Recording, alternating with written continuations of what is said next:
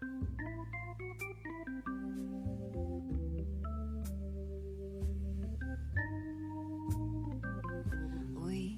wish you a Merry Christmas. We wish you a Merry Christmas. We wish you a Merry Christmas and a Happy New Year. Good tidings to you and your kin. Good tidings for Christmas and a Happy New Year.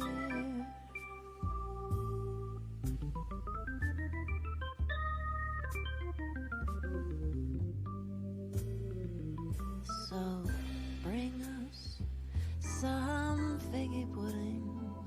Oh, bring us some figgy.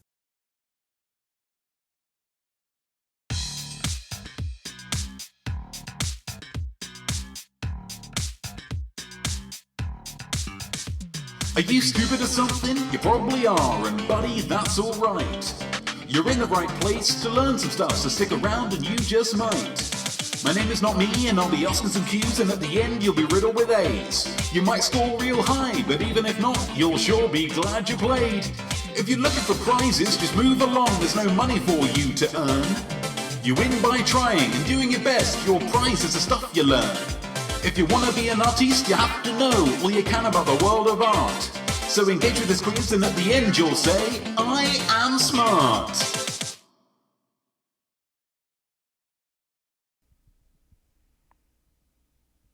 I am not me. I am art. And I am your host for I Am Smart, the quiz where people compete for the right to say I am smart. By engaging with this quiz, you are saying and accepting that you don't know everything. And that's absolutely fine, let me tell you this. Nobody does. For instance, why do we eat turkey at Christmas? Why do we eat turkey at Christmas? I don't know. If you're anything like me, you don't know everything because you spend less time thinking and more time feeling. Yeah? For instance, I feel like the turkey thing is to remind us of Jesus at Christmas. Not Jesus, but Jesus at Christmas. Because Turkey, as a country, is kind of Middle Easty. And there's no bird called the Israel. Maybe not. Maybe not. But that's what I feel, so I can't be wrong. The format of this quiz is very simple, very straightforward. I'm going to give you 5 rounds. Each one's going to have 5 questions, 5 musings. Also, 5 musings. So that's 30 points overall. That's what you're playing for here. That's what you're playing for here, guys. All you're going to need for this quiz is something to write with, something to write on, a brain for thinking, and an imaginosphere for imagining. And they both will be tested. Okay? Optional is a beverage for toasting, but I would recommend it. It's optional but recommended. I always like to start my shows with a little toast. Just brings the group together before our mental exertions. I hope you've all got your beverages at the ready so that you can join me in this toast. Yet again, this is blue, but something to do with how the camera sets up. It turns out green. Gosh, we're having fun already. To me, to you, to those who are admitting they've got the flu. It's not COVID. You know it's not COVID, and despite the fact that you'd get more attention and sympathy if you played it up a little and pretended it was COVID, you're sticking with the truth. No, it's not COVID, it's just the flu. I can still help out with the kids. I'll be better in a day or two. You're a hero, okay? Cheers. Cheers. Hello, Smarties. Gosh, how are we all? Definitely not due to ready to learn. Ready to teach. I mean, you've been doing so well at this quiz recently. Ready to teach, I'd imagine. Nana Hobbob, I don't usually don't, TBH. learn a lot. I hope that's not the case. TV Douglas, cheers. Hello to you. Nana Hobbob, too tired to get up and get a beverage this evening. That's fine. That's fine.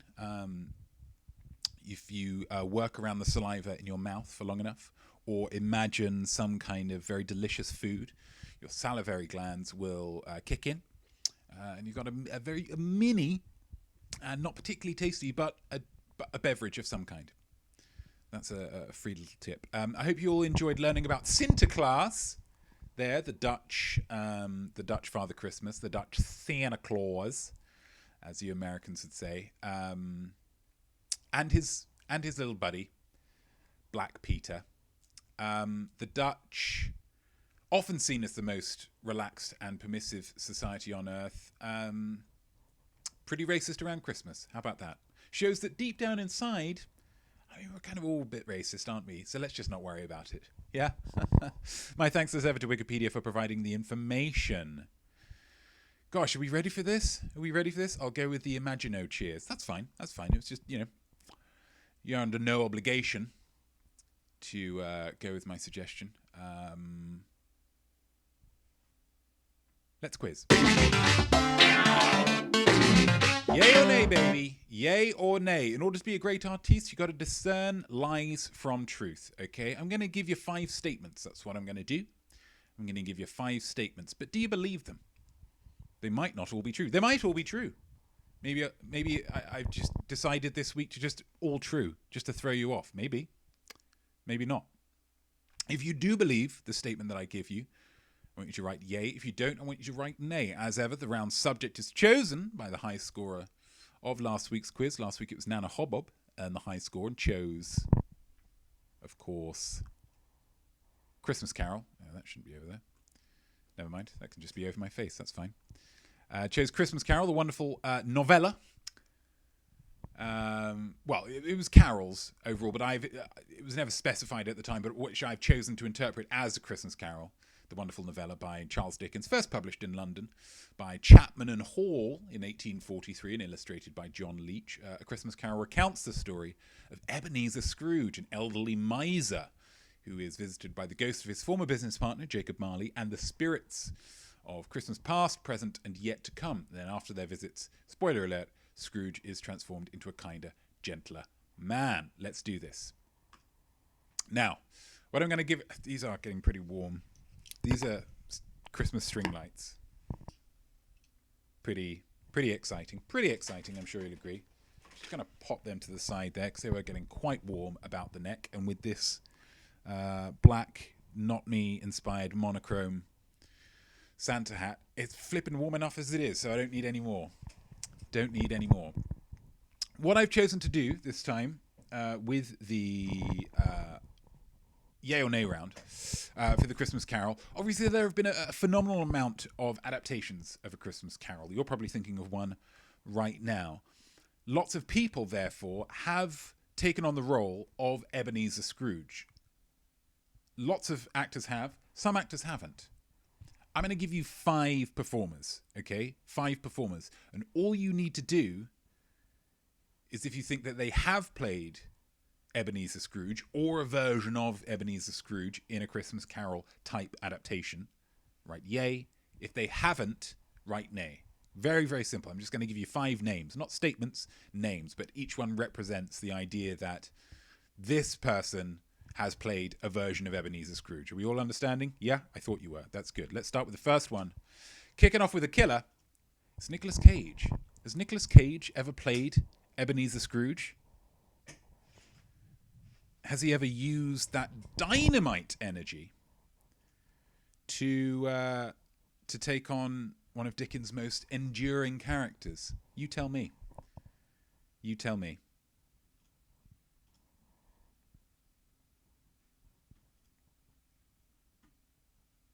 Statement number 2, or actor number 2, I suppose. Henry Winkler. Has Henry Winkler, the Fonz, aka the Fonz, has the Fonz ever been an Ebenezer Scrooge type character? Gosh, this really is warm. Maybe we'll put it on at the end. And look, the hair's all...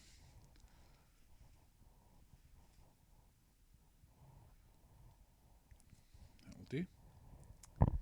Might pop that on periodically just when I feel comfortable. Number 3. Has Bob Hoskins ever been Ebenezer Scrooge? Cantankerous Cockney Bob Hoskins. He's got the temperament for it, but has anybody turned that into box office gold, one would assume, or viewing figure gold if on TV, to get him to play Ebenezer Scrooge?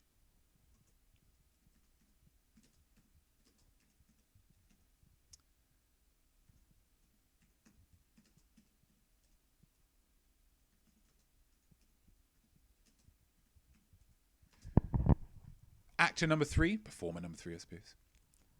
John Turturro. John Turturro from some of your favourite Coen Brothers and Transformer films. Has he ever taken the role of Ebenezer Scrooge? Yay or nay?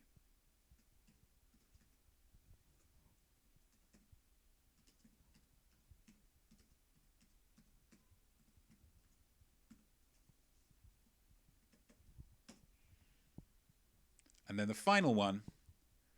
Final one, here we go. Vanessa Williams. Vanessa Williams, a Lady Scrooge. Can you imagine such a thing? I mean, they have lady mechanics now. Lady vice presidents. Why not a Lady Scrooge? Sometimes the snow falls in June. Sometimes the sun goes round the moon. But does sometimes Vanessa Williams assuage the role of Ebenezer Scrooge? That's it. That's all you've got. So we've got Nicolas Cage, Henry Winkler, Bob Hoskins, John Turturro, and Vanessa Williams. Which of those have been Ebenezer Scrooge? Which have not? Just a yay or a nay for each one will be plenty. Thank you. What's the musing? Who is your dream casting? Ebenezer Scrooge. Give me a who and give me a why. Why don't you? I would appreciate that. I would appreciate a why. Who would you love to put in that robe? Or, would you want to go in a crazy, a medieval Ebenezer Scrooge, a far-flung future Ebenezer Scrooge, sci-fi Scrooge? With laser swords and knife fights. Maybe.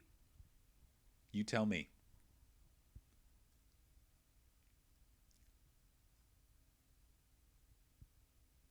And do you know what? That's the first round done, guys. Can I tell you something? I'm so proud of you. I'm so proud of you. Round 2? Sure thing. Who dat Santa? Who dat Santa indeed? Oh, no, that is the musing that's already... Hey, hey. I got a little sneak preview there, but I hope you didn't read it or write anything down. Basically, what I've done, it says movie posters up there, but that is incorrect, so we're just going to turn that off. What I've done, early musing, but please don't, it would not be in the spirit of the season, definitely, to jump ahead in such a way. I think that would be rather irresponsible of you, personally speaking. What I have done is I have taken another 5 actors or performers, but these most specifically are from Christmas movies. Now, Christmas movies are unique in that they are often in the upper echelons of people's lists of movies that they have watched the most. Because you watch them roughly once a year, it really adds up. And there's no other films that will get that kind of regular viewing. Halloween, you're going to watch scary films, so you don't tend to watch exactly the same scary films because there's a lot more scary films than there are Christmas films. Do you understand? So I want to put that to the test. I want to see how recognizable these Christmas movie stars are to you. And I've made it trickier because each one of these stars, I have given them a Father Christmas hat and a Father Christmas beard. For those Americans, I'll translate a Santa hat and a Santa beard. For all you Dutch viewers, I will translate a Sinterklaas hat and a Sinterklaas beard. No Black Peter. Yeah. Do we understand? You'll understand as we go across. As we go along, we'll. I'm sure it'll all become very clear. Here we go. Here's number 1. The first Santa. Who's this? Who is that? I'm going to need a first name and I'm going to need a second name. If I was being mean, I would tell you to give me the Christmas film as well. But I'm a nice guy, you know. I'm not going to force that upon you.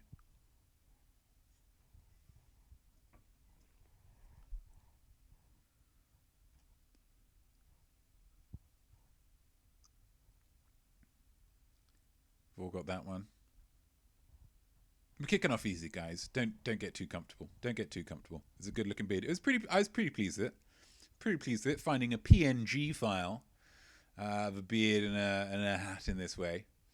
I was pretty excited by it.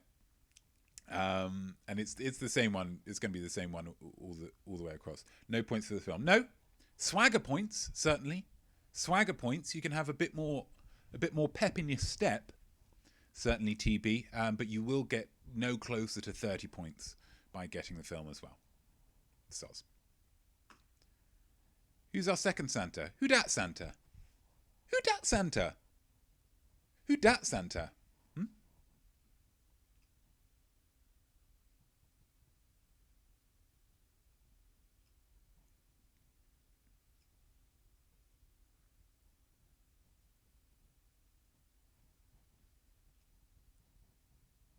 Okay, we've got that one. And also, answer me this, guys. Answer me this. Who dat Santa? Guys, who dat Santa?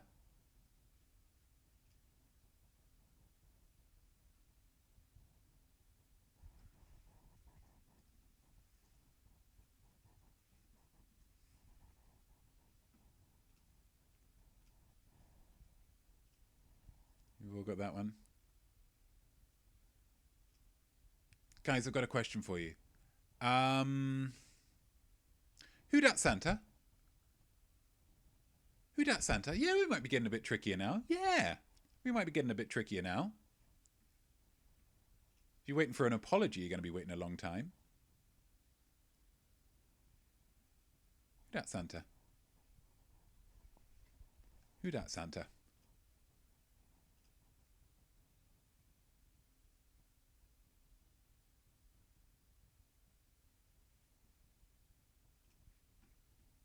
And the final one, here we go. Guys, I got a question for you. Last question. Last question of this round, I promise. Who dat Santa? Who dat Santa? Guys, who dat Santa?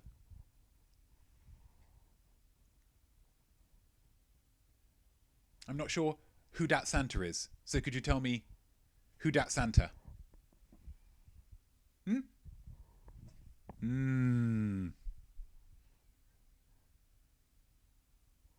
And that's the end of the round. Is there any that anybody would like to see again? Please let me know. If not, then we're going to move on to the musing, which you haven't seen ever before. What's the most esoteric of your must-watch Christmas movies? Because there are some, I feel, that are on everybody's list. Without wishing to be too bold, I would put Home Alone there. I would say most people, most years, will really make an effort to watch Home Alone. And potentially Home Alone 2.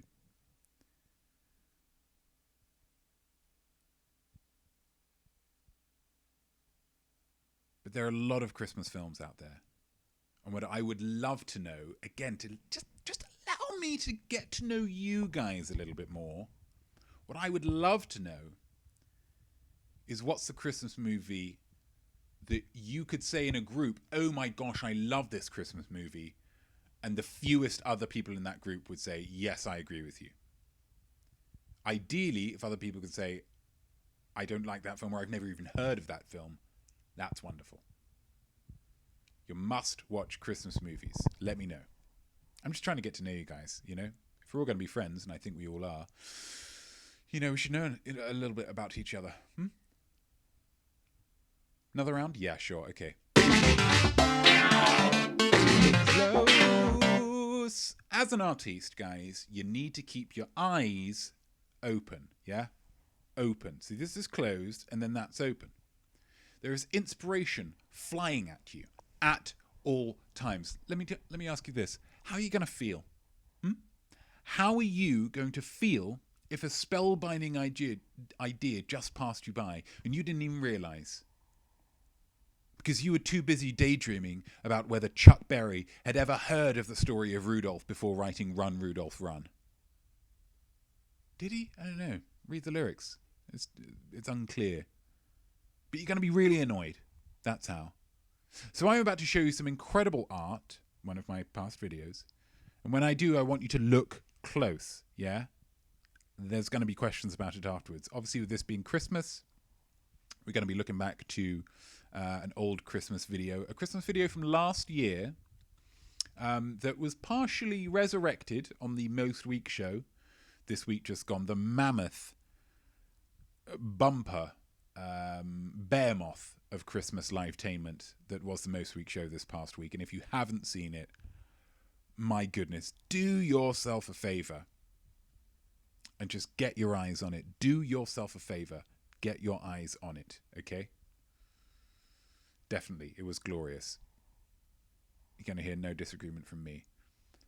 I've resurrected an element of this on Sunday, but this was the OG. This was the original. And I want you to watch it, and I want you to pay attention, and really pay attention, because this one's short. And when it's short, that means that there's lots of visual ones. Okay, so really keep those peepers peeled. Those peepers peeled and those ear holes, properly de-waxed. Here we go.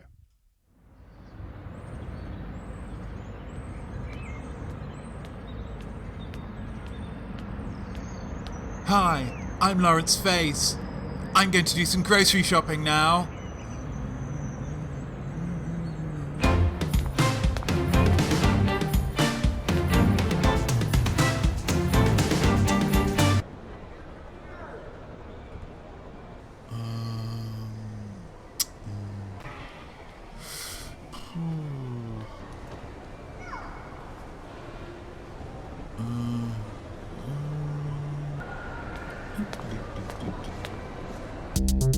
What's this eggnog?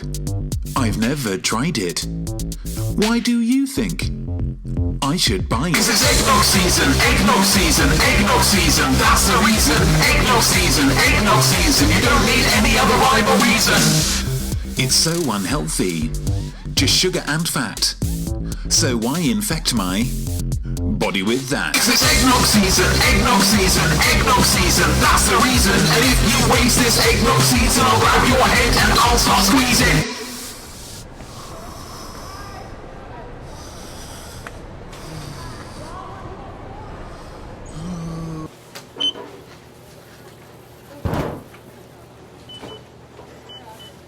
Thank you, not me.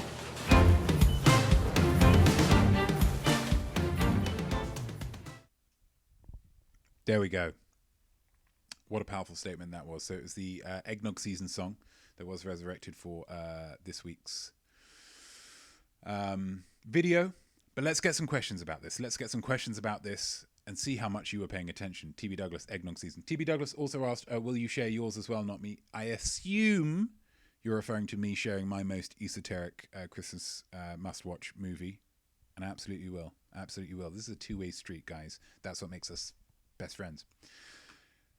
Question number 1. What is the name of our protagonist in this narrative? Our protagonist in this narrative identifies himself by name. What is that name?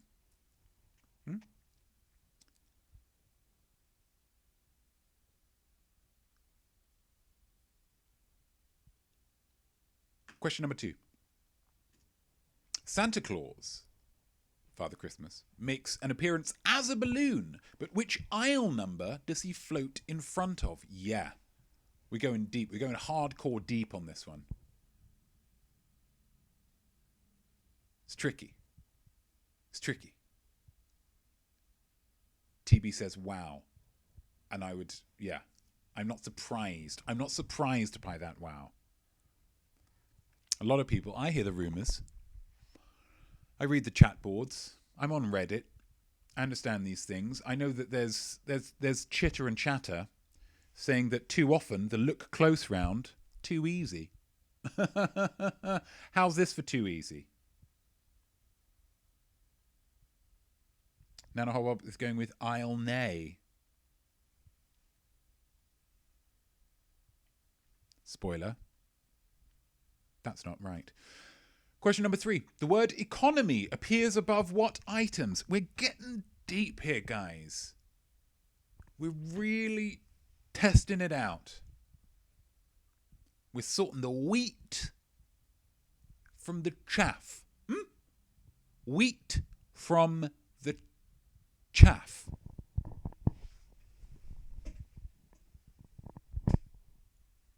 Who's going to be up to the challenge? TB Douglas says, oh, wow. That's 2 wows from TB Douglas so far this round. If you're keeping track, if you're keeping score at home, if you got your TB Douglas wow-o-meter, flip it over to the next one. In my head, I'm picturing like a high school, baseball. Anyway, question number 4. Our hero describes the eggnog as just 2 unhealthy ingredients. Name both of them. Wheat from the chaff. Here, yeah?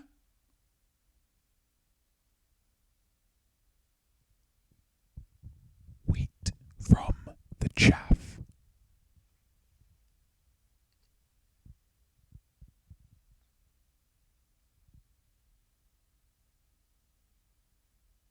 And question number 5. What version of Kroger eggnog does our hero purchase? Which version of Kroger eggnog does our hero purchase?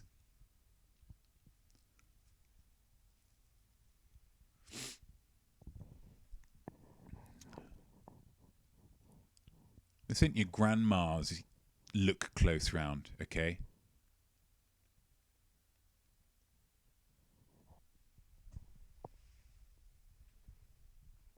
It's mine, as the previous ones have been, but it's trickier. You want a musing? You want an eggnog musing? I'll give you an eggnog musing, smarty. If you could create a flavoured eggnog, what flavour would you infuse the nog with? I'm going to give a little help to, once again, I'm becoming more and more aware from some of the feedback that I get that eggnog is almost exclusively an American beverage. So for anybody outside of the contiguous 48 states or the other 2, eggnog is just very kind of sweet and creamy and eggy, kind of like a milkshake. But it's often with like, kind of seasonal spices, like your nutmegs and your cloves and your cinnamons.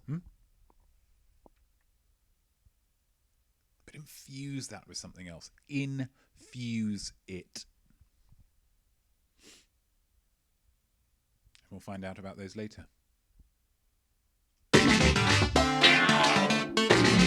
China Spotlight, guys. Game recognizes game, let me tell you. As an artiste, you have to be willing to shine a light on the work of other artists. It's not on. And be nice about it. That way, if they want to be polite, and heavens above, let's hope that they do, they have to say nice stuff about your art. Circle of life, yeah? Give or take. Give and take, both of them. And this week, the spotlight falls upon Lucy. It's not you, Lucy. Lord knows I wish it were. Lord knows, if my Christmas wishes were answered, 'twould be about you, Lucy. The musing that I created a musing about you, Lucy, when I was requested to. By weakling your girl Sarah Kilch. I wrote a musing about you, and I posted that musing to the Instagrams, and 2 separate Lucy Lou fan pages complimented me on it. They said it was the best haiku they'd ever heard. And that was inspired by you, Lucy. So I just want to say thank you. What was it? Oh, you're welcome. You're welcome. You're welcome. I hope you have a lovely holiday season. I really do. No, of course it's not. It's not Lucy. It's not Lucy. She's an inspiration. Yes, she is. Yes, she is. If I can get the world talking about Lucy Liu again, I'll have done my job. One of the many aspects of my job. The spotlight this week is falling on someone for whom Christmas is always a very productive and lucrative time. It's Mariah Carey. Mariah Carey, songstress, warbler, singing real high and then singing real low. And of course, the author and creator of All I Want for Christmas Is You, which is one of the absolute top Christmas bangers, we can all agree. But how much do you know about Mariah Carey? How much do you know about her? Let's find out, shall we? Let's find out right now. TB Douglas, the greatest warbler of all. Well, if that's your opinion, TB, I hope you're going to have a great time with this round. Because, it is exclusively about Mariah Carey. And obviously she is, dressed a little bit provocatively. That's quite a short skirt. Genuinely, this was the most PG PNG file of her that I could find. She doesn't like clothes. So just be thankful that if there are any little uns watching. Question number 1. Mariah Carey's vocal range comprises how many octaves? Like I say, it starts off real high and it ends up real low, or it starts off real low and ends up real high. But how much difference is there? Vocal ranges comprise octaves, which is a do, re, mi, fa, sol, la, ti, do. But how many times can she say do, la, re, fa, go, la, ti, do in a row before she stops being able to be heard? How many octaves? How many octaves?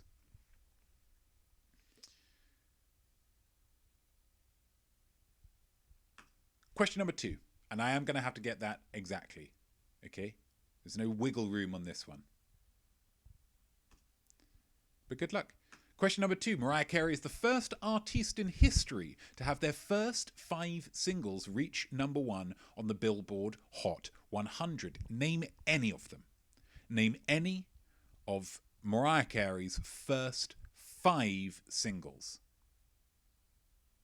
Seems crazy, doesn't it? It feels like the kind of thing that more people would have done. But I think it's the first 5 singles to reach number 1 is what makes it special. Even so, like Elvis, the Beatles, U2, Lionel Richie. Do you know what I mean? Eminem. Question number... Yeah, so name any of those. That'll get you the point. Any of those 5. Question number 3. Mariah Carey's preceding single to All I Want for Christmas, so the one that she released before that, was a cover of Endless Love, most famously performed, of course, by Lionel Richie and Diana Ross.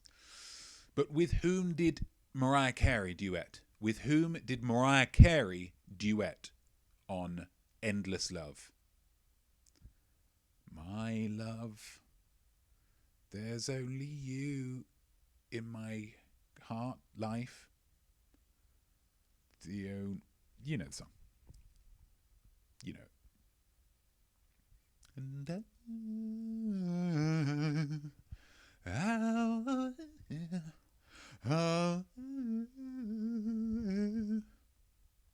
Gosh, that's catchy, isn't it? Really, it's just buried right into my head straight away. Question number 4.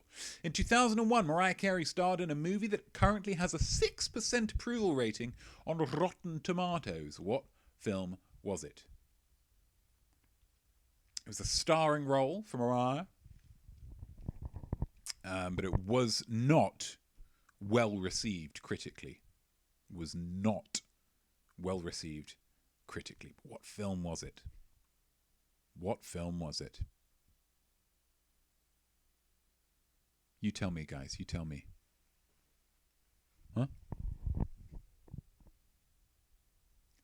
Question number 5, the final question, final Mariah Carey-centered question. Mariah Carey has released 15 studio albums. 15. Knocking them out. All I need from you to get the point. TB Douglas has seen the movie, definitely recommends. So TB's pretty confident about question number 4. Would recommend it. You know, the critics don't always get things right. Some people don't like what we're doing right here, if you can believe it. All you need to do to get a point for question 5 is name any 2 Mariah Carey albums. Just 2 of them. She's released 15. Okay? So that's just like, I don't know, like 20% of them. That's all you need to name. TB Douglas is wonderfully awful. Okay, so TB agrees that it is awful, but does not think that a film being awful precludes it from also being wonderful. It's a bold stance, but it's one that I honestly I respect the heck out of. That's what I needed. That's what I needed all along. Just a little bit more light. There we go. I'm going to give you another moment on this because, you know, you've got to pick which 2 of the 15 to write down.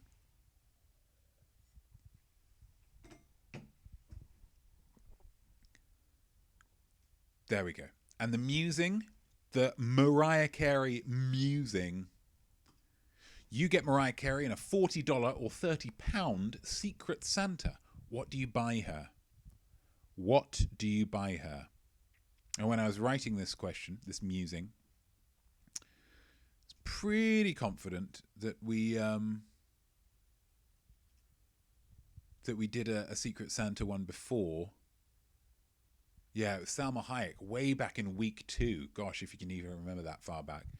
He asked what you'd do for a $20 present for Salma Hayek. But that was like back in whenever that was. Summertime. So I'm confident. I feel okay doing this, bearing in mind we are at Christmas time now. So if anyone wants to complain, you can, you know, write your complaints to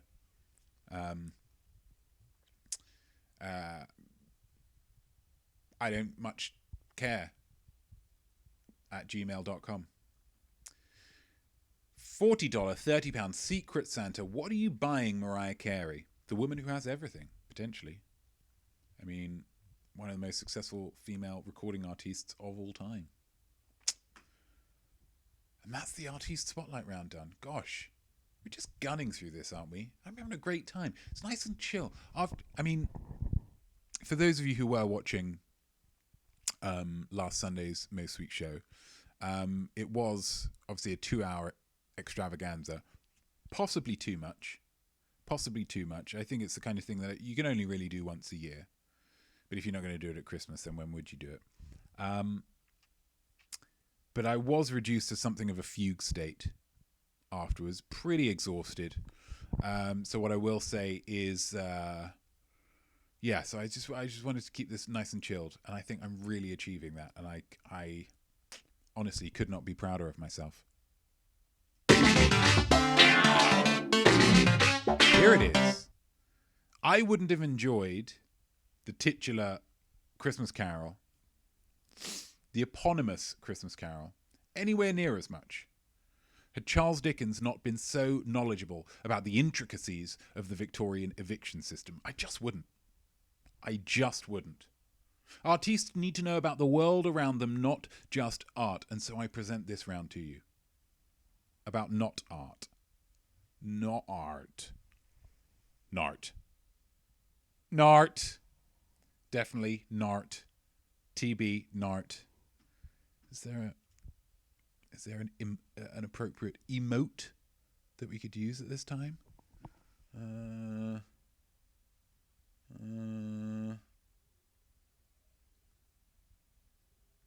really. I mean, this is just seems like a good one to use for a lot of things. Let's just try one of those. Salt. Salt could work as well. Why not? Why not? Obviously, there's a huge amount of art to do with Christmas. And so I was struggling to think of something that was not artistic to do with Christmas. Obviously, Nart round tends to comprise... Oh, I like this little chap. Okay. Little Nart fellow.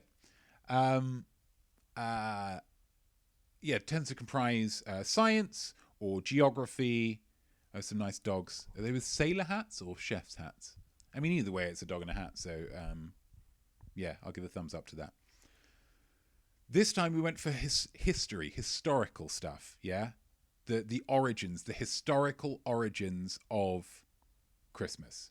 We're talking, of course, about the nativity, okay?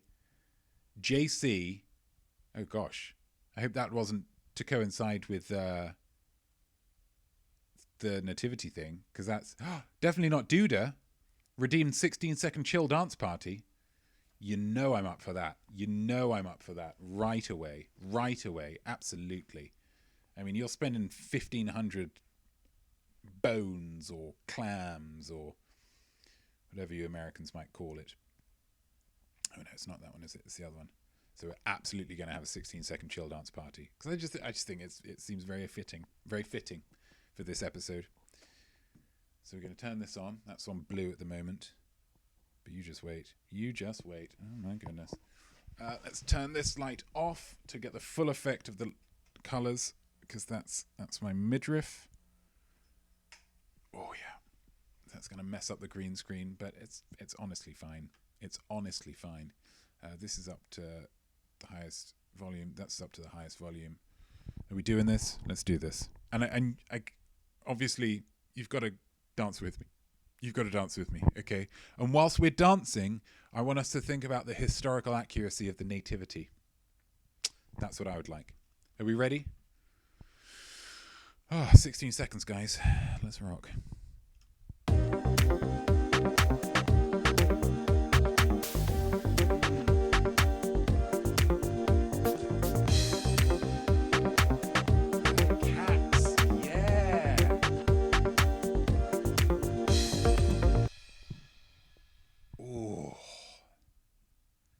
Lovely. Just lifts the spirits, doesn't it? Just lifts the spirits, a chill dance party.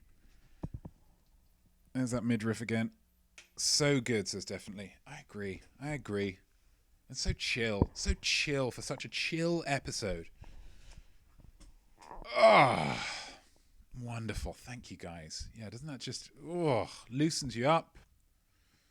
Who's not happier after a 16-second chill dance party? Who's not happier? Maybe that Ebenezer Scrooge for the first round. It all comes full circle. Let's get on with this. So we're talking about the historical events of the Nativity. Question number 1. In which city was Jesus born? Yeah, he's a god. Yeah, he's the son of God. Doesn't mean he wasn't born somewhere. He was born on earth. In a place that still exists. Which I think is wonderful that it's been preserved. But you do look at some of the political and religious issues that do occur there today, and you do wonder whether things would have been improved at all had Jesus been born in Atlantis. That's what I can't help but think. Jesus born in Atlantis. Atlantis sinks into the ocean. Then, everybody's it's all a symbolic thing for everybody, that nobody's in the actual place. I could solve these things. If people just gave me a chance. Question number 2. Which religion was Jesus when he was born? He was born into a religion. And all I'm asking you is which religion was that? Which religion was that he was when he was born?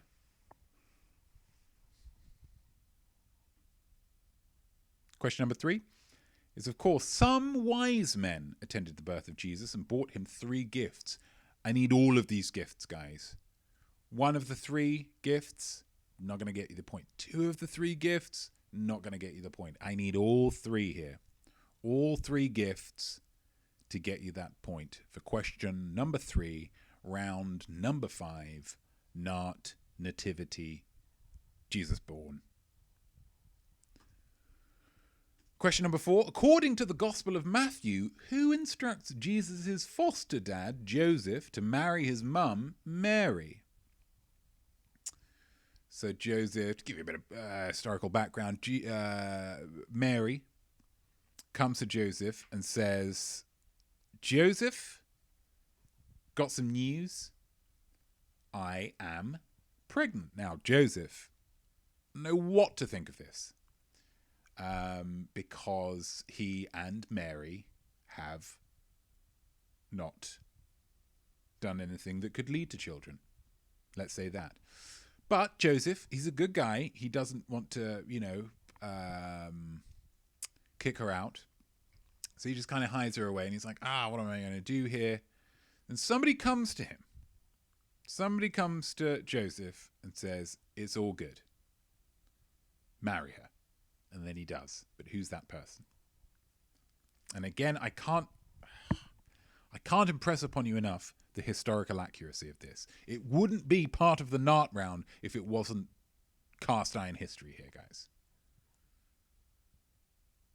Final question. Gosh, the final question of this whole flippin' quiz. The final question. Once Jesus is born, so he's born, he's a little baby Jesus, which Judean king orders the murder, macabre, of every boy under 2? Because he gets scared. He's like, oh my gosh, a god was born? A god? The heck is going on here? And this god is probably going to cause all manner of problems for me, king blah. Easiest thing to do. Don't question why my head goes to this straight off. Just every boy under 2, let's just get rid. Which is possibly where the phrase throwing the baby out with the bathwater gets it. Because I think there might be a more elegant solution to the problem, but not everybody would agree with me. Final musing? Yeah, let's do a final musing. Create your own so basically there's 2 gospels of the nativity, Luke and Matthew. They've both got their own versions of the story, which are both true. Again, it's historically accurate here. They're both true. They've both got slightly different details and things, but I want you to create your own gospel by adding a single element to the existing nativity story. Could be a character, could be an event, could be, I suppose those are the main 2. Adding a new character in there, adding a new, event, something happens, a new motivation that somebody might not necessarily have had in either Matthew or Luke's versions of events. And you might think, well, if we're just making up this new gospel, does that mean that it's not true? It's called a gospel. I'm not asking you to make up a story. I'm asking you to make up a gospel. Ever heard of the gospel truth? That's what you're making up right now. You're making up the gospel truth. And if that's confusing to you, I don't know what to say. I don't know what to say. You have had 25 questions. You have had 5 musings, and you've survived them all. I couldn't be prouder of you. So let's celebrate.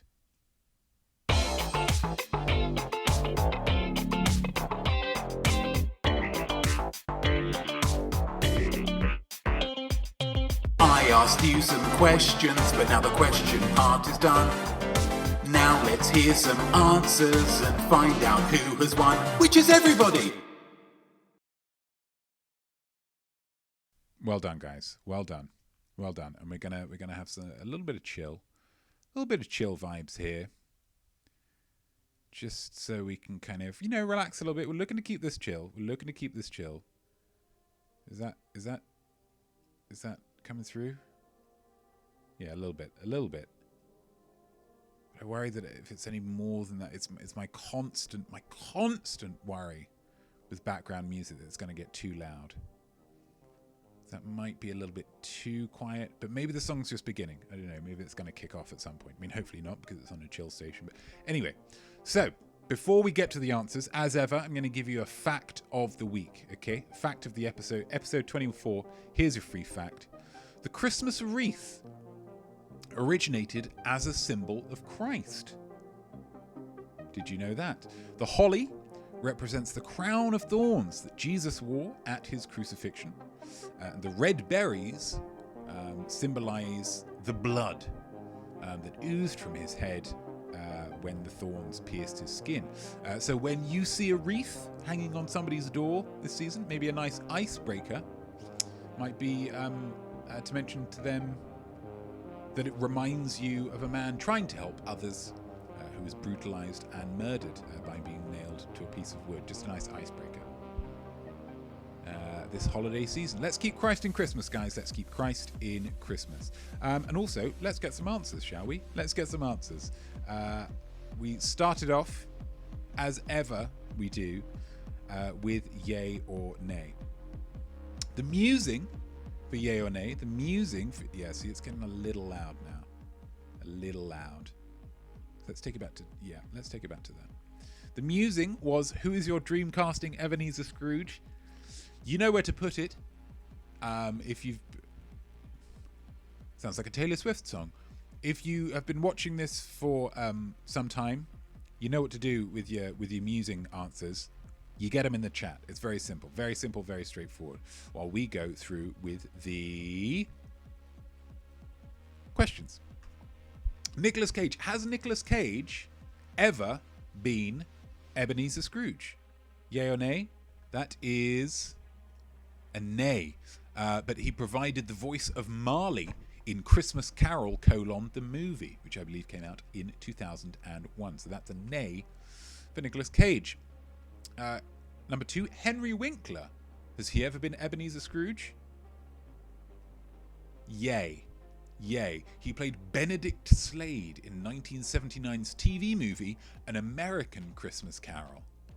Because a lot of Americans will not accept anything unless it is American.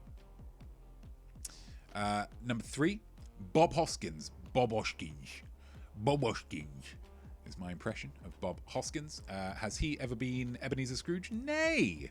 But he did play Fezziwig in the Jim Carrey, Robert Zemeckis CG animated Christmas Carol from 2009. It kind of creeped me out, that one.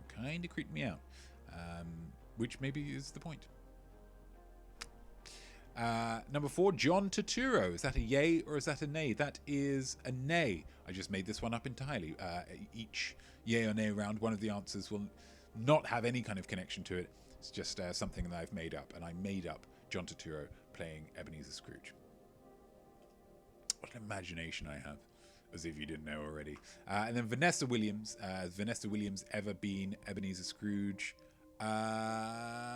Yay. In A Diva's Christmas Carol for VH1 in the year 2000. I haven't seen it, but from the reviews, it sounds pretty great. Musing, Dreamcasting, Ebenezer Scrooge. Let's see what we've got. Let's go to chat, guys. Let's go to the chat. TB Douglas, Christian Bale. Great. I like that a lot. Miserable part nailed already. Okay, maybe a little harsh. I think it would be his biggest challenge yet to be merry and kind at the end. That's interesting. So casting against type. What, casting with type for the main bit of it, but then giving him that challenge at the end when he has to... Dear boy, what day is it today? Why, it's Christmas Day! Buy me a goose. That bit. I think you could struggle with that. But then he's a chameleon. You know? That's Christian Bale. But that's a great shout. Definitely not due to Billy Eichner. Because he'd be funny and also believable, and also he can sing. He can sing, can't he? Voice of an angel. When they make him sing in Parks and Recreation, when he does his guest star in Parks and Recreation, you think, gosh, they're really crowbarring this in, aren't you? This is absolutely not within the realms of his character. But then that voice, and you think, why wouldn't you? Why wouldn't you get Billy Eichner to sing if you've got Billy Eichner in your show? That's nice. That's a good shout. He would be funny. Very, very funny. He holds a microphone about as well as I hold a microphone. I think on his show, Billy on the Street. We're both live-tainers in our own way. A lot of respect for that guy. Seems like absolute sweetheart. And then I hop up John Cusack. I mean, John Cusack for everything. Am I right? I think he would bring a dangerous and unhinged presence to the character. Yeah, he's got that energy, hasn't he, John Cusack? He's got that energy that just makes you think, I don't trust you. Even in his most, arguably his most iconic role as Lloyd Dobler in Say Anything, where he's the romantic lead. At the end of that film, you're still not 100%. If somebody said, oh, and then in the next scene, he cuts the girl's brake line, thus potentially murdering her, you wouldn't be able to say 100% that it would be out of character. That's what you get with John Cusack, and that's why he would make a great Ebenezer Scrooge. I like that a lot. Scrooge on the Street, it's good. Super Redundo, Michael McDonald. Thank you very much. Coming in at the end there, Super Redundo. Yeah, Michael McDonald. I get on board with that. Why is Christmas Day? Mommy, you're good. I'd watch it. I'd watch the heck out of it. And do you know what, guys? Do you know what? Everybody gets a point. Points all around for that. Well done. Well done, guys. That was a great round. I was really pleased when I came up with that question. I thought, not me, baby, you've done it again. You've done it again. Rando round. Spot on Michael McDonald. Thanks, guys. He's a terrific singer with a very individual voice. And I don't think there's enough of those these days. I don't think there's enough, people that you listen immediately and you go, I know who that voice is. That's Michael. Maybe I just want to hear more Michael McDonald. I don't know. The musing for the rando round was, what is the most esoteric of your must-watch Christmas movies? Let me know in the chat if you would, please. Let me know in the chat. While we go through these rando Santas. Who dat Santa? Who dat Santa? Dat Santa, of course, from the Santa Claus trilogy, is Tim Allen. Tim the Toolman Allen. Also Buzz Lightyear. So well done if you got that one right. 1 point if you got that. Number 2. Who dat Santa? From Scrooged, who we could have had in the previous round, of course, being an Ebenezer Scrooge. From Scrooged, it is, of course, Mr. William Murray. And his sidebar, isn't that a lovely picture of Bill Murray? The lighting, lovely smile, seems like a real genuine emotion from Bill. Just wonderful. Oh, I could put that in a frame. So well done if you got that one right. Number 3, there she is the first gender-swapped Santa Claus, because I'm pretty progressive. From Love Actually, she will break your heart listening to Joni Mitchell. It's Emma Thompson. It is Emma Thompson. Of course she is. And then also, in a more recent one, she will mildly delight you with her Russian accent in Last Christmas, where she is a funny mum. Foreigners have different ways to us, don't they? Just terrific. Number 4, who dat Santa? Who dat Santa? From Home Alone, it is, of course, Mr. Joe Pesci. Little Joe Pesci. He makes you believe he's swearing or cursing, but he's not. He's not. That's art. That's art. No swearing there, guys. That's art. So Joe Pesci, well done if you got that one right. That one's pretty tricky because he's quite a small chap. The beard was covering up the vast majority of his face. And the final, who dat Santa? Who dat Santa? Well, from Miracle on 34th Street, it is, of course, young Mara Wilson. This was taken a while ago. She is now older than that. I mean, all of them are older now. Joe Pesci, he looks horrendous. So well done if you got any or all of those. Musing-wise, what is the most esoteric of you must-watch Christmas movies? Let's take it to the chat. And I'm hoping that I've seen none of these, and they'll give me a nice little job to do over the next couple of days. Because if I'm not watching films, I'm really not going to be doing that much at all. Mixed Nuts says definitely. Never even heard of it, but it sounds pretty zany, pretty wacky, and those are two adjectives that I love hearing for the films that I watch. Mixed Nuts. Gosh, maybe also some kind of, cross-race element, which again, now more than ever, very, very important. Nana Hobob, Santa Claus conquers the Martians. Again, never heard of that. That sounds wonderful. Because, this is in many ways a superhero, Santa Claus. He's saving the day. He's acting selflessly. He has powers and abilities beyond those of mortal men. Why not pit him against some aliens in a classic sci-fi context? I mean, the word conquers worries me slightly because that posits that he is the aggressor, and I would prefer, it's more if the Martians come, maybe try and steal Christmas presents, and then Santa's there, say, you better stop that, Martians. But if he's conquering them, I mean, again, I haven't seen it, so I don't know whether there's nuances that I'm not picking up on there, but it's an exciting title, if nothing else. Super Redundo, Santa with Muscles. Sounds wonderful. I made my girlfriend watch it last weekend. Wow. What a lucky girlfriend that you have. Santa with Muscles. That sounds great. Again, not heard of it. But, the traditional Santa is rotund. Obviously, we're living in a world of body positivity. We don't want to shame anybody. But if we could, as a counterpoint to the portly Santa Claus, maybe one with muscles, maybe that's the message that we all need. That's the message that we all need to aspire towards. Maybe not at Christmas, but after Christmas. People watch that and go, oh, Santa's got muscles. Starting January the 1st, 2nd, I'll have a lion first. 2nd, I'm going to get muscles as well. I like that. TB Douglas, The Family Stone, maybe not that obscure. I don't think I've seen The Family Stone. I've heard of it. It's got Sarah Jessica Parker in it, and I think she's terrific in everything that she does. Sex and the City, not a big fan of her in that. I just think she plays against type. As somebody glamorous. But The Family Stone, I believe it's her. Diane Keaton, maybe. A Luke Wilson, if memory serves. I mean, it's a crackerjack cast. It's a crackerjack cast. And getting everybody together for... Absolutely, that's wonderful.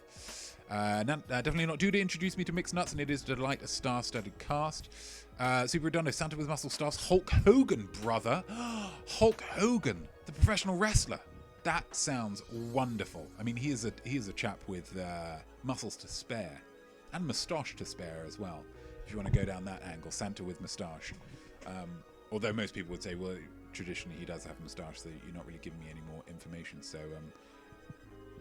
all things being equal, they probably went with the right title. Points all round, guys. These are great suggestions, and gives me a lovely extra boost to my Christmas watching list. So thank you. What have we got next? Oh, we've got Look Close, haven't we? The Look Close round. That it was tricky. It was tricky. I'm not going to lie to you. It was tricky. If you could create a flavoured eggnog, what flavour would you infuse the nog with? Get it in the chat, guys. Get that answer in the chat. Although I did say that I would share my esoteric Christmas movie. For me, it's a little movie called Fred Claus. Not sure if you've heard of Fred Claus before. It stars the always delightful Vince Vaughn and the always reliable Paul Giamatti. And you guys know me by now. I love a love story. And this has a wonderful love story between Vince Vaughn's character Fred Claus, who's actually Santa Claus's brother. Can you believe it? Yeah, you should be able to, because Vince Vaughn makes you believe with his nuanced and powerful performance as a guy always living in the shadow of his little brother. But he has a lady in tow, and it's a lady played by Rachel Weisz, who is a terrific actress, and she is in America, but she is playing an English person. Now, she's playing an English person that is of a lower caste than the actress Rachel Weisz. She is slightly more common, the character. And what Rachel Weisz decides to do very generously is she knows that it's often very difficult for American performers to put on a convincing English accent, even upper class, even you more kind of, received pronunciation like me, a proper English accent. But it's even trickier for them to then go regional, going from more of a London kind of thing like this.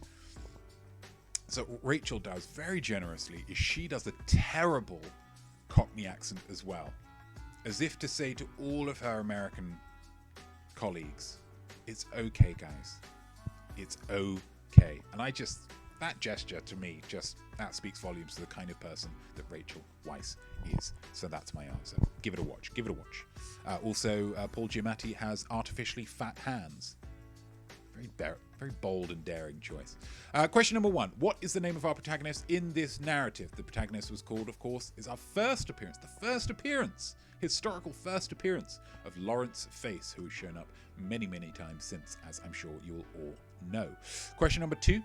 Santa Claus makes an appearance as a balloon, but which aisle number does he float in front of? This was real tricky, guys. This was real tricky. The answer? Number 7. Number 7. There it is. Aisle number 7. Well done if you got that. That was a very, very tricky question. Speaking of tricky questions, the word economy appears above what items? What items?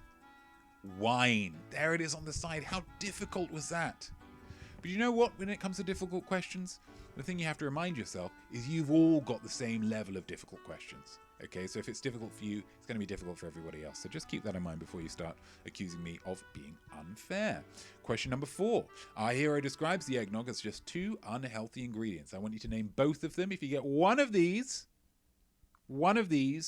no point. 2 of them, oh baby, you got that point. And the 2 are sugar and fat. It's so unhealthy, sugar and fat. So why infect my body with that? The lyrics stay with you. They really will. And question number 5. What version of Kroger eggnog does our hero purchase? What version of it? And this one was pretty tricky as well. It was only on for a few seconds, but it was vanilla eggnog, the premier eggnog flavor. Well, that's what I believe right now. But after I read some of your flavored eggnog suggestions, maybe there'll be a new king in town. Let's take it to the chat. Nana Hobbob, Oreo cookies and cream. Honestly, I could have said, if you can create a flavored anything, what would it be? And you could have given me the answer of Oreo cookies and cream, and it would improve it. It's some kind of real base level of human chemistry that you add Oreo flavoring to something. That kind of chocolate, that kind of crumble, that kind of creaminess, and it just anything improves in quality. Wonderful suggestion, Nana. Wonderful suggestion. Definitely, I don't think I've ever had eggnog, but I feel like cinnamon might be good. I think cinnamon would be good. Really get to that Christmas flavor. Really get to that holiday feel. It can often be, cinnamon's obviously a big part of pumpkin spice as well. So people might, but in that general kind of fall, winter, autumnal flavor profile, to really punch you in the fallen leaves. That's a great suggestion. Thank you so much. TB Douglas, caramelized apple. Wow. Caramelized apple eggnog. I'm salivating already. So I'm just going to need to wash my saliva down with a little bit of water, if I may. Again, much like Nana Hobbob, you haven't strayed.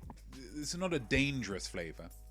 It's not an out there, or outre, as the French might say, flavor. But it's just so dang reliable. Caramelized apple on anything sweet. Again, it's just going to improve it. That's a great suggestion. Super Redundo, not a nog head, but that could turn it round for me. Nana Hobbob with the Oreos. Yeah, absolutely. that could turn any non-noghead into a nogaholic. I feel I would like something vaguely chocolatey. There's something vaguely chocolatey about Oreos. It's like getting slapped around the face with some chocolate, okay? So let's just have a little bit of respect for Oreos, shall we? You suggested them, dude. I don't know why that's got me so steamed.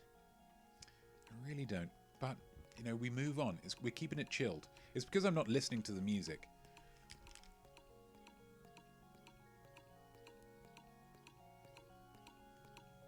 Yeah, that's nice and chilled. We got it back. We got it back. Don't worry about it. Don't worry about it.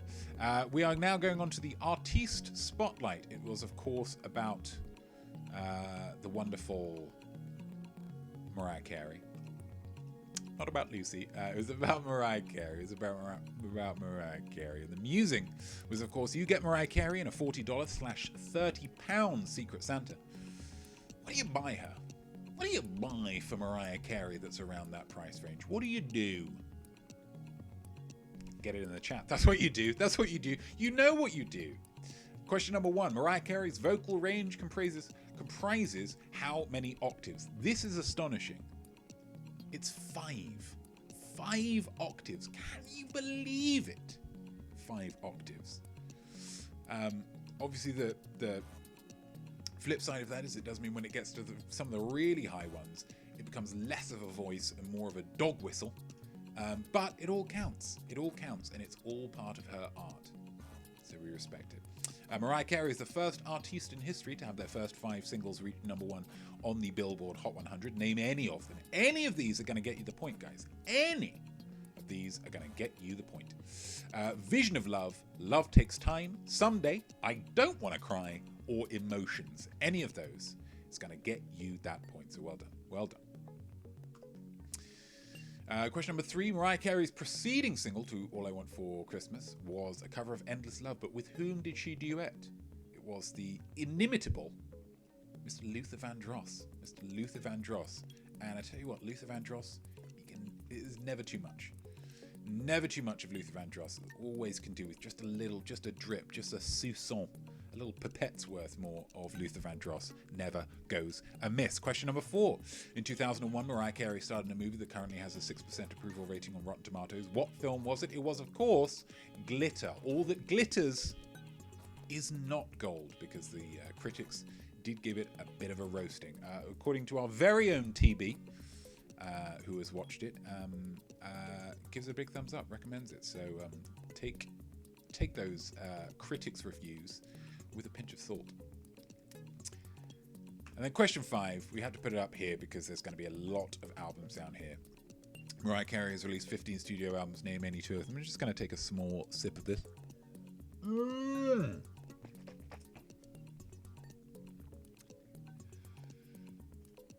Mariah Carey, Emotions, Music Box, Merry Christmas, Daydream, Butterfly, Rainbow, Glitter, Charm Bracelet, The Emancipation of Mimi, E=MC², Memoirs of Imperfect Angel, Merry Christmas to You, Me, I Am Mariah, The Elusive Chanteuse, and 2018's Caution. Well done. There are a few tricky questions in that round. I think this is a tricky one. The ones that you will be kicking yourself that you didn't go for if you didn't go for them. The eponymously titled debut album Mariah Carey, and Merry Christmas, which is where All I Want for Christmas Is You comes from. Just a whole Christmas album, and it's just called Merry Christmas. Well done if you got those. Pretty tricky stuff. But let's get to that musing. Let's buy Mariah Carey some imaginary gifts, shall we? When's she gonna get a break? Here we go. Nana Hobbob would get her steamed Oreo. Oh no, that was a reference to the previous thing. Steamed Oreos. I mean, they would lose some of their structural integrity, but maybe that could create a whole new texture for the mouth. Maybe. TB Douglas, teeny tiny bikini. Maybe with the US flag. I feel like that's her vibe. She, as we stated, this was the most clothed I found her in a PNG on Bing image search. Yeah, she likes to be in her underwear. likes to be wearing not a lot. So I think that's a pretty good shout, TB. Well done. Nana Hobop, a cozy sweater. You do feel like that, don't you, Nana? You do feel like that sometimes when you see some of these young ladies in the public eye, and you think, gosh, I hope nobody's pressuring you into not wearing that much. Because part of me just wants to throw a big cozy sweater on you. Just make you a cup of tea. Just say, hey, how's it going? How's it going, Mariah? What do you want to wear? I mean, maybe it is a teeny tiny bikini. Who knows? But it's her choice. That's what I'm getting from your suggestion. That's great.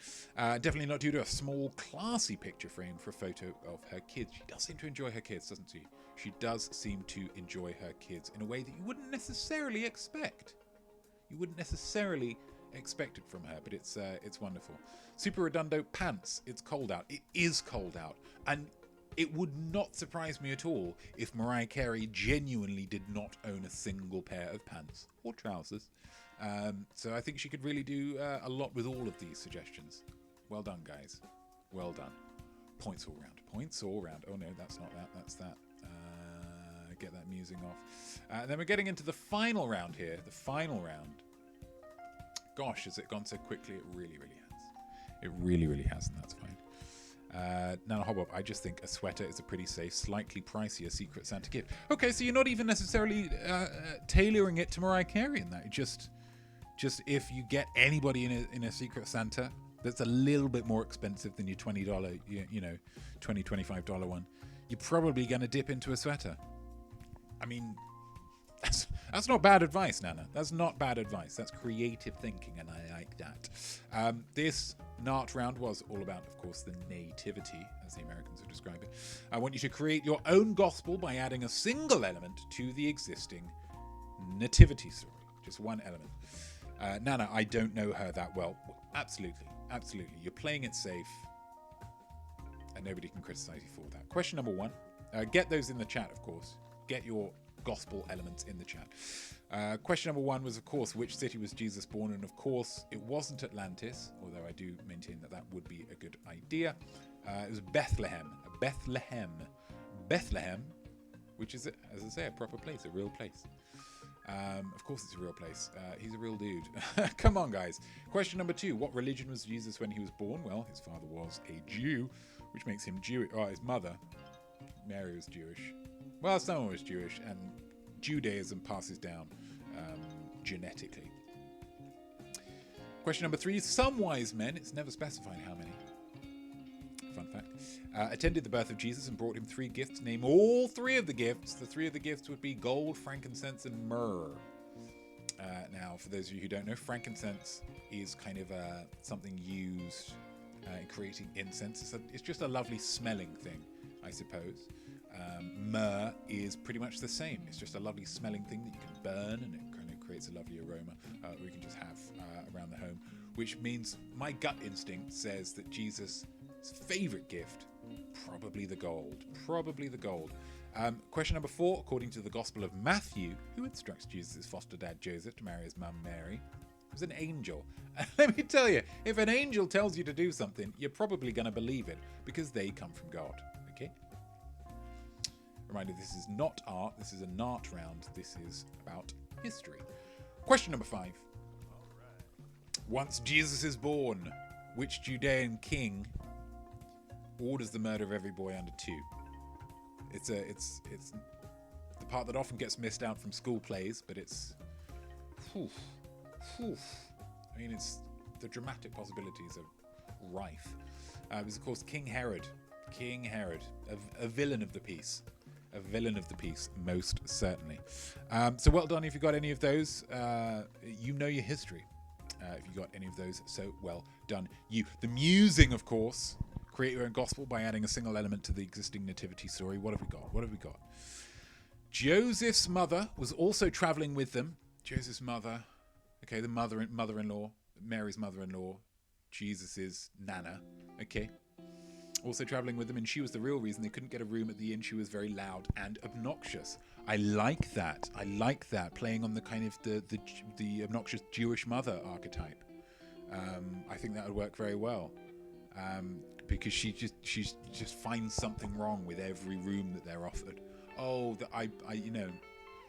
If I'm paying for a, if I'm paying for a manger view, I want to see the manger from when I'm sitting on the bed. I don't want to have to crane my neck around. That's good. I like it. Played by Liza Minnelli. Super Redundo, robots, 1950 style sci-fi ones. Yes. Are they good guys? Are they protecting Jesus from something?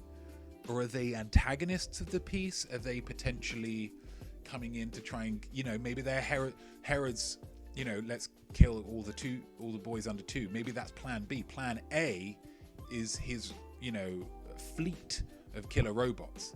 And then you get the wise men, the gold dude, frankincense and myrrh. Maybe they've got some special properties. They turn into some, they get extra powers. Then we've got wise men versus robots. God, I'm excited already. Super Redundo. That's fantastic. TB, Jesus is born with a twin. An evil twin. Oh, very few stories are not improved with the addition of an evil twin. That's something that TB has clearly demonstrated there. Evil Jesus. The Antichrist. So it's already kind of I don't really know that much about the Antichrist, but that would be great. That would be great. Born with a little Van Dyke beard. Yeah, that's really good. There's so much. Super Redundo going with another one, or Dr. Acula, who helps Mary give birth. Bringing in a vampire angle. Vampires never out of style, so that's always going to get bums in seats. I like that a lot. Vampires in the Nativity. Yeah, so then Jesus, because Jesus kind of has the everlasting life anyway. And so then when it comes to like the crucifixion way down the line, this is way down the line, this is like season 6 maybe. But then when they put him on the cross, they're like, bang in the arms. He's like, child's play, bang in the other arm. Are you kidding me? Bang through the feet. You're a joke. You Romans are jokes. I hate you. Give me your best shot. And then they get a wooden stake out, and he's like, oh no. And then to be continued. That gets them back for season 7.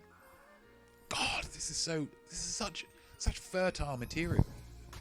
It's a great story, which is incredible considering it is real. Now, how about time traveling Harry Connick Jr.? Oh my God, he's so talented. Present for Jesus' birth to serenade everyone in the manger. Yeah.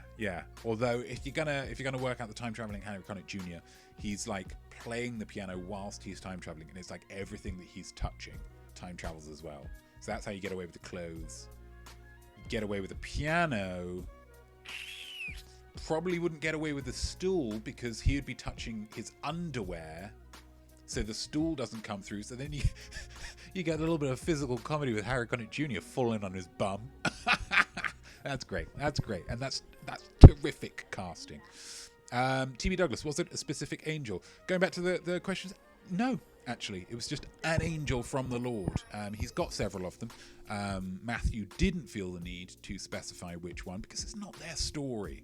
Yeah, at that point of the story, all eyes are on Joseph. I feel like it would be shot over the angel's shoulder.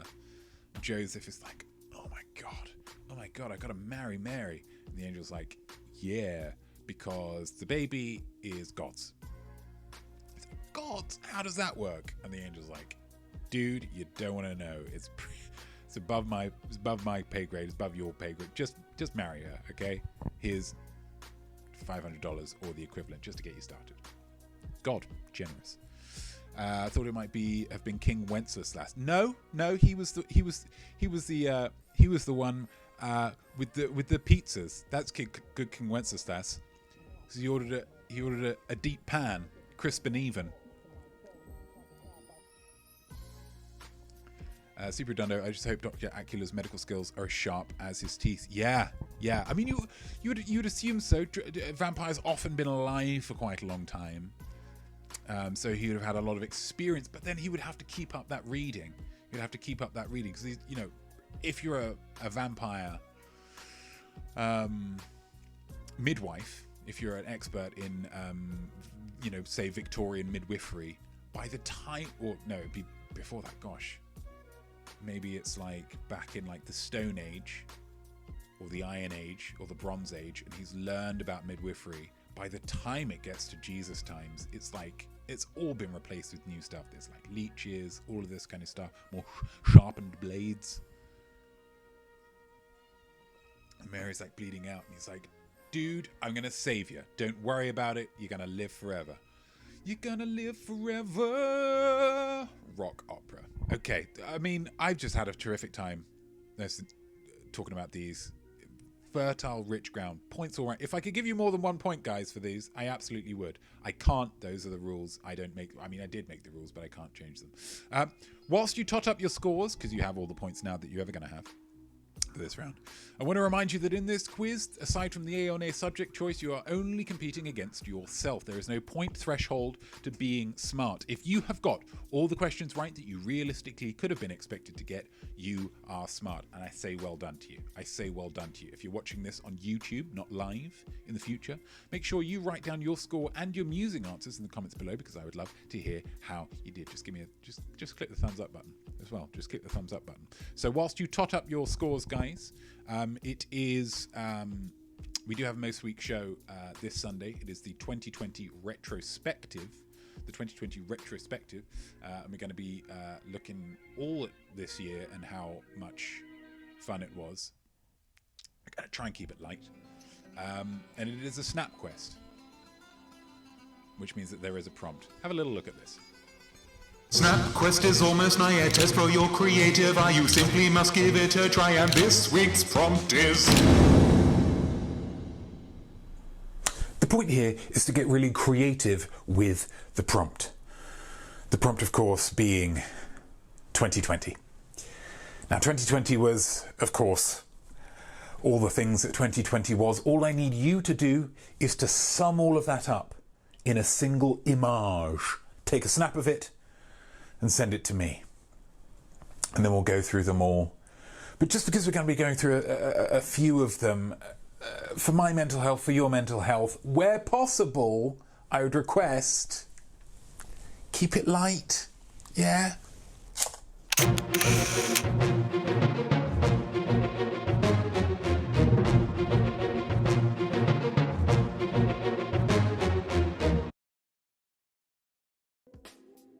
Excitingly, Super Redundo, you say you got here too late to get any points. You get a point for every musing you wrote. I believe at least 4. So that's at least 4 points that you got, because you get some joy of musings.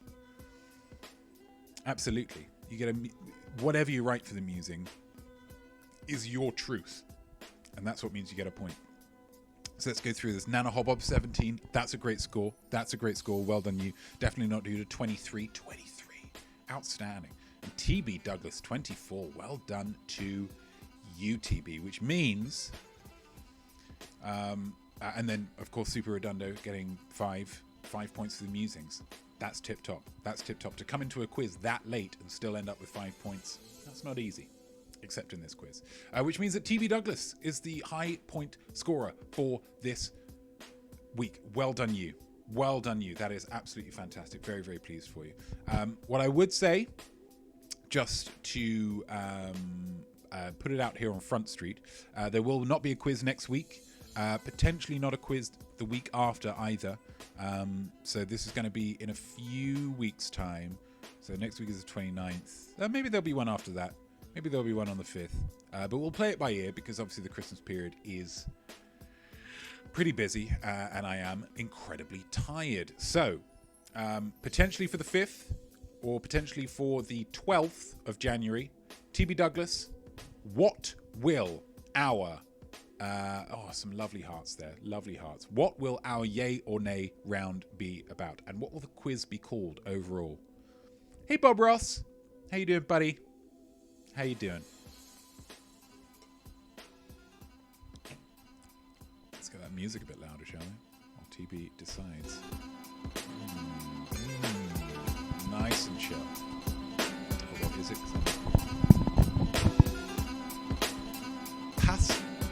Pasodum.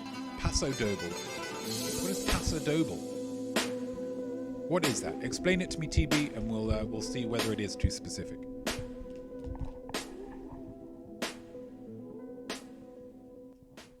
Sorry, maybe the music was too loud. A dance. I think that should be fine. We're going to learn about pasodoble. Pasodoble? Oh, pasodoble. Pasodoble. We're going to learn about pasodoble. It's kind of weird. It's very specific. It's the most specific one we've had so far, but that doesn't make it wrong. So thank you, everybody, for getting involved with this quiz. Thank you very much for joining me and staying with me. I hope you had fun. I hope you learned a little something. And I do hope you felt creative all at the same time. Ladies and gentlemen, let's get that music off. I am not me. I am Art. And I hope that you'll join me next time in January. Same time, same place for another opportunity to say to yourself, yes, I am smart. I will say, of course, that this has been my last opportunity to say to you all in person-ish, have a happy Christmas. I hope you have a fantastic day. I hope it's nice and relaxed. Probably won't be as chill as this episode, but I hope it's, I hope you take some inspiration from this chill vibes. And I hope it's wonderfully creative. I honestly do. So thank you very much for being here. Thank you very much for quizzing. Happy holiday, Smarties. I'll see you next time, baby. Bye.